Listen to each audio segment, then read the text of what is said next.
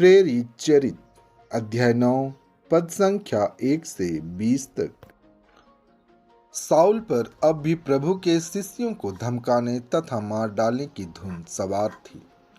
उसने प्रधान याजक के पास जाकर दशमिक के सभागृहों के नाम पत्र मांगे, जिनमें उसे यह अधिकार दिया गया कि यदि वह वहां नवीन पंथ के अनुयायियों का पता लगाएं, तो वह उन्हें चाहे वे पुरुष हों या स्त्रियां बांधकर यरूशलेम ले आएं। जब वह यात्रा करते करते दशमिक के पास पहुंचा, तो एकाएक आकाश से एक ज्योति उसके चारों ओर चमक उठी।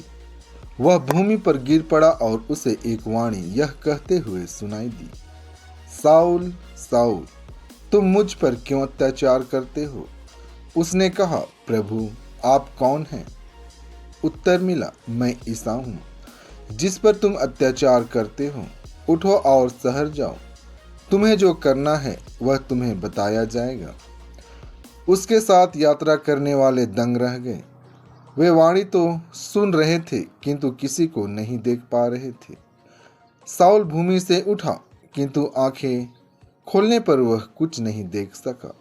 इसलिए वे हाथ पकड़कर उसे दशमिक ले चले। वह 3 दिनों तक अंधा बना रहा और वह न तो खाता था न पीता था। दशमिक में अनानियस नामक शिष्य रहता था। प्रभु ने उसे दर्शन देकर कहा, अनानियस। उसने उत्तर दिया, प्रभु प्रस्तुत हूँ। प्रभु ने उससे कहा, तुरंत सीधी नामक गली जाओ और यूदस के घर में साउल तारसी का पता लगाओ, वह प्रार्थना कर रहा है। उसने दर्शन में देखा कि अनानियस नामक मनुष्य उसके पास आकर उस पर हाथ रख रहा है, जिससे उसे दृष्टि प्राप्त हो जाए। अनानियस ने आपत्ति करते हुए कहा, प्रभु मैंने अनेक लोगों से सुना है कि उस व्यक्ति ने यरूशलेम में आपके संतों पर कितना अत्याचार किया है। उसे महायाजकों से यह अधिकार मिला है कि वह यह उन सबों को गिरफ्तार कर ले जो आपके नाम की दुहाई देते हैं। प्रभु ने अनानियस से कहा, जाओ, वह मेरा कृपा पात्र है। वह गैर यहूदियों, राजाओं तथा इस्राएलियों के बीच मेरे नाम का प्रचार करेगा। मैं स्वयं उसे बताऊंगा कि उसे मेरे नाम के कारण कितना कष्ट भोगना होगा। तब अनानियस चला गया और उस घर के अंदर गया। उसने साउल पर हाथ रख दिए और कहा, भाई साउल, प्रभु ईसा आपको आते समय रास्ते में दिखाई दिए थे। उन्होंने मुझे भेजा है, जिससे आपको दृष्टि प्राप्त हो और आप पवित्र आत्मा से परिपूर्ण हो जाएं। उस क्षण ऐसा लग रहा था कि उसकी आंखों से छिलके गिर रहे हैं। उसे दृष्टि प्राप्त हो गई और उसने तुरंत बपतिस्मा ग्रहण किया। उसने भोजन किया और उसके शरीर में बल आ गया।